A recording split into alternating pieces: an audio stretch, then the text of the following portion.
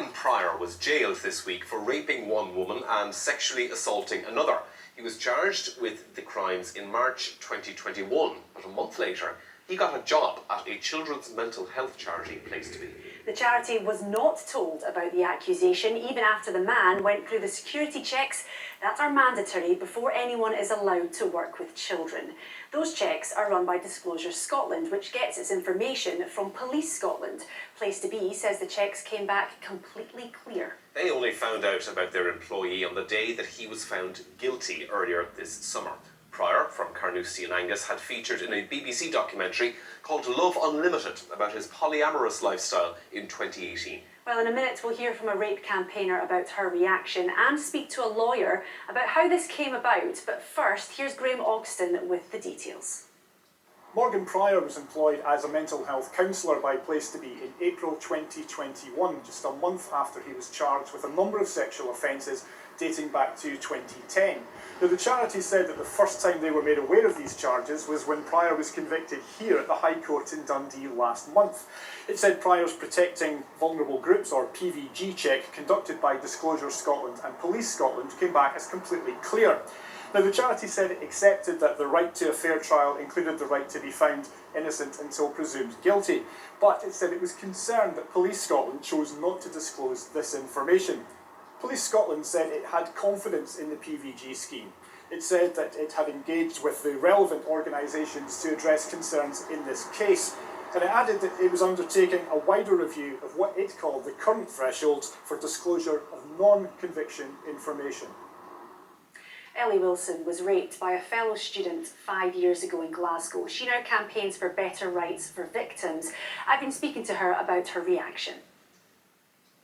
I'm just utterly shocked, appalled and disgusted, and I can only imagine the feeling of violation that those children and their parents are feeling now, knowing that they've had that sex offender working with such vulnerable people. Does it surprise you that this has happened? It does surprise me, actually. It really does. I would hope that something like this would have been picked up in a PVG or disclosure application. I really don't understand how this person was able to slip through the cracks. How concerning is this for you, that this could be happening in other areas, other companies, other businesses? This is obviously an example of it happening for a children's charity, but this could be happening anywhere, really. Exactly. I mean, I've obviously been campaigning on trying to prevent this in higher education, but it's really concerning for me to realise that, you know, it's happening for our youngest kids, and that it could be happening elsewhere. I really think that, you know, as a society, we need to do more to make sure that we are safeguarding properly when, you know, someone is awaiting trial for a sexual offence. And considering the court backlog at the moment, you know, people could be out for years in the public before that case even goes to trial. So it's a really pressing issue for public safety. Obviously, in this example, that the man in question was then jailed for the offences that he committed. But do you think there is still an argument for people being innocent until proven guilty, in the fact that he got the job 1 month after he had been charged for it? Is that enough for that to be flagged to a workforce, to a company, do you think? I think it is enough. And, you know, realistically, if the police are charging someone with rape, there needs to be a sufficiency of evidence in the first place. Now, that doesn't necessarily mean that that person has committed the crime, but there does need to be quite a high bar of evidence actually in place anyway. And, you know, this is about safeguarding. If, unfortunately, the reality is that if you've been accused of a crime like this, you do have to, I suppose, forfeit some rights. You know, we need to safeguard people and we need to make sure that people aren't unnecessarily being put at risk. There seems to be growing pressure for the government to do something, for policy to be changed. Do you think there should be a change in policy when it comes to this? I think what we need is to actually have an investigation or, you know, a public inquiry into this, into safeguarding in general around sex offenders in all sorts of different sectors, and then we can consider what policy solutions might need to be put in place. Ellie Wilson there. So was this a mistake, or would a children's charity really not be told if one of their employees was accused of rape? Well, here is Casey Thomas Ross, a defence lawyer who's also a former president of the Scottish Criminal Bar Association. Thank you very much for coming in and speaking to us. That is the big question here. Is this allowed to happen? Is there any requirement that an employer should be told this information? I don't think by law there is any requirement, because in this case the accused person had been charged by the police, but as I understand it, he hadn't appeared in court, with the result that he wasn't on bail, and the position seems to be in that situation it's discretionary on the part of the police whether that information should be disclosed. A lot of people will be quite concerned to hear that. Do you think there should be different protocols in place when it comes to working in companies and industries and businesses when there are vulnerable people involved? Because this, of course, was a mental health charity for children.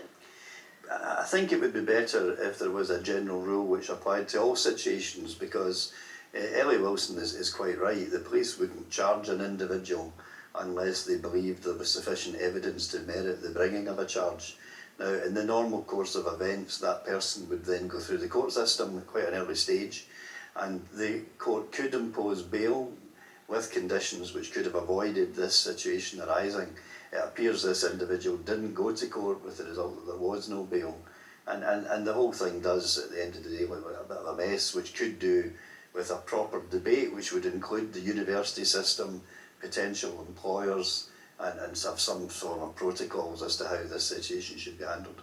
As Ellie pointed out there can be a significant time sometimes between someone being charged and someone going to court. How many people, could there be a lot of people out there right now that have been charged with something very, very serious and are continuing their day-to-day job in a situation where they're surrounded by vulnerable people, or anyone not having told their employer that they have been charged with a serious offence? It's possible. It's quite difficult to quantify, because many people who are charged with very serious offences are remanded in custody, with the result they're in prison awaiting trial. But equally there are great numbers of individuals who are on bail. I think when the people are granted bail, it's likely that that would be flagged up in relation to potential employers. But one solution to the situation, while it's being discussed, would for the Crown to give instructions that people in the position of this individual should go to court within a week or 2 weeks have been charged, and then the court could consider which bail conditions might be imposed. And for example, they could impose a bail condition that you do not apply for a job where you would have access to children. In this instance, Place to Be, the charity, have said that nothing was flagged to them via Disclosure Scotland and via Police Scotland. Why do you think that could have been? Because he had simply been charged at that point and hadn't entered the court process. So the immediate problem seems to be that there might be a lag, there might be a time lag between the police bringing the charge and the individual coming under the control of the court. So in the short term, that's something that the police and the prosecution authority could look at. Do you think judges need to be more aware in order to help these orders become a conclusion to come quicker, if it were? The court system is really doing everything that it can to reduce the delays between the first appearance of the accused and the end of the case, but the reality is Scotland's quite a small jurisdiction, and the COVID pandemic created a huge backlog of cases, and obviously new cases are entering the system all the time. So I'm sure everybody would want that to happen, but we're really at more or less capacity already. A lot of people who have done a PVG check in the past will have thought that it's quite a rigorous check. Do you think that perhaps there needs to be a change in protocol now, because it seems that it's not as rigorous as we maybe thought it was? Well, it seems to be excluding people who have been charged with offences but haven't yet been to court. It doesn't seem to me that's a very difficult gap to plug, you know. I think it requires discussion between senior police and senior prosecutors, but it doesn't sound as if it would be particularly difficult to bring in protocols fairly quickly, which would avoid a repetition of this situation. Okay, thank you very much for coming and speaking to me this evening, Thomas Ross. Casey, thank you. And there's been much talk